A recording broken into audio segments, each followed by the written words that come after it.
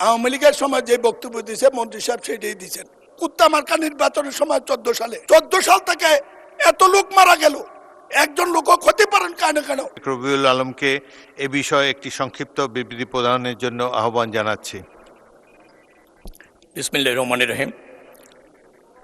সম্মানিত সংসদ সদস্য যেটি উপস্থাপন করেছেন মহান সংসদে, তার পরিপ্রেক্ষিতে আমি অবগত করতে চাচ্ছি। ওখানে একটা ইউলুপ নির্মাণ কাজ চলমান আছে, ইতিমধ্যে অর্ধাংশ কাজ শেষ হয়েছে।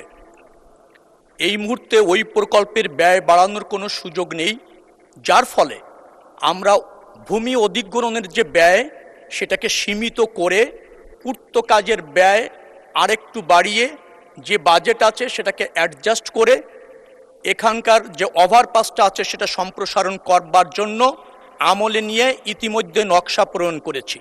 আমরা মনে করছি এই নকশা অনুসারে এই কাজটি দ্রুততম সময়ের মধ্যে শেষ করতে সক্ষম হব এবং তাতেই ওই জায়গায় যে সমস্যাটা আছে তার একটা স্থায়ী সমাধান হয়ে যাবে।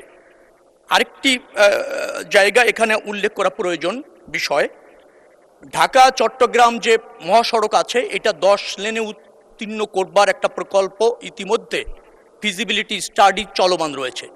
সেখানেও আরও 3টি আন্ডারপাস নির্মাণের পরিকল্পনা সরকার ইতিমধ্যে ওই ফিজিবিলিটি স্টাডির মধ্যে আছে।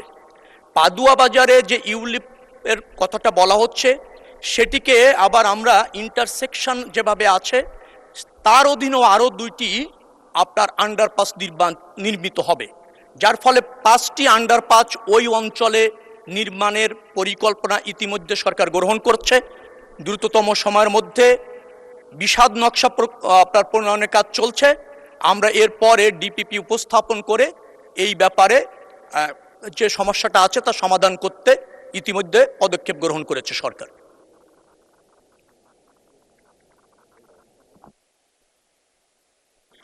ধন্যবাদ মাননীয় মন্ত্রী। মাননীয় সদস্য জনাব মোহাম্মদ মনিরুল হক চৌধুরী, আপনি এ সম্পর্কে একটি প্রশ্ন করতে পারেন। মাননীয় স্পিকার, যে কোনো সময় সবচেয়ে বেশি হতাশ হলাম। আওয়ামী লীগের সময় যে বক্তব্য দিয়েছে মন্ত্রী সাহেব সেটাই দিয়েছেন। আমি প্রশ্ন করেছি, আগামীর অগ্রগতির ভিত্তি আনোয়ার ইস্পাত, স্ট্রংগেস্ট স্টিল সিন্স 1978। 750 কোটির জায়গায় 17 কোটি টাকা, 17,000 কোটি টাকা খরচ হলো বলে শুনছি। আন্ডারপাস কোথায় গেল? ওভারপাস কোথায় গেল? এবং অনুমোদিত ওভারপাসটি কেন হলো না?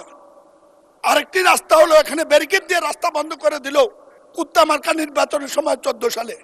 14 সাল থেকে এত লোক মারা গেল, একজন লোকও ক্ষতি পারেন কেন? মন্ত্রী মহোদয় বলছেন ওভারপাস হবে, এক্সপ্রেস হয়ে হবে, এই রবীন্দ্রসঙ্গীত বহু শুনেছি। মানুষ আমাদেরকে শান্তি মনে মরতে দেন। ওনার প্রত্যেকটি কথা সরকার সচিবরা যা বলে দিয়েছে, ওই যারা টাকা লুণ্ঠন করেছে তারা শিখিয়ে দিয়েছে, সেটাই উনি বলেছেন। মাননীয় মন্ত্রী প্রশ্ন করেন। প্রশ্ন নাই কোনো? বলছি মাননীয় মন্ত্রী।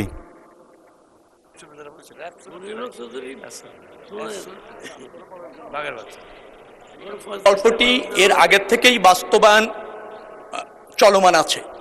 আমরা সেখানে কেবলমাত্র নকশা সম্প্রসারণ করে বাজেট অ্যাডজাস্ট করে আমরা কাজ করতে পারছি।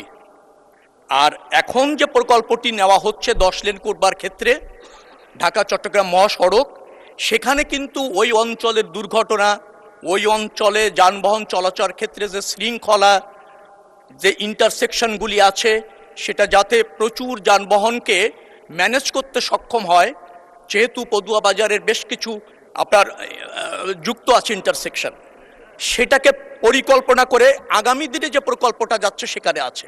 অর্থাৎ পূর্ববর্তী সরকারের আমলে যে প্রকল্পটা হয়েছিল সেই প্রকল্প যতটুকু সংশোধন করা দরকার ততটুকু আমরা করতে পারছি, এর বেশি ওই প্রকল্পে করা সম্ভব হচ্ছে না।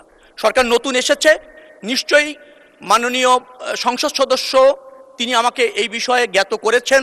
আমি সেখানে সচিব এবং আমাদের সড়ক ও জনপথ অধিদপ্তরের দায়িত্বশীল কর্মকর্তাদের তাৎক্ষণিকভাবে পাঠিয়েছি। তারা সেখানে সরজমিনে দেখে আসছে, বেশ কিছু পদক্ষেপ আমরা নিচ্ছি। দ্রুততম সময়ের মধ্যে নিশ্চয়ই মাননীয় সংসদ সদস্য দৃশ্যমান কিছু দেখতে পাবেন। মাননীয় মন্ত্রী, এবার আমার প্রশ্ন, আপনি যেসব পদক্ষেপ নিতে যাচ্ছেন এতে কি মাননীয় সদস্য মনিরুল হক চৌধুরীর সমস্যার সমাধান হবে? এক কথায় বলেন, ইয়েস অর নো। আংশিক হবে, আংশিক হবে। ধন্যবাদ মাননীয় মন্ত্রী।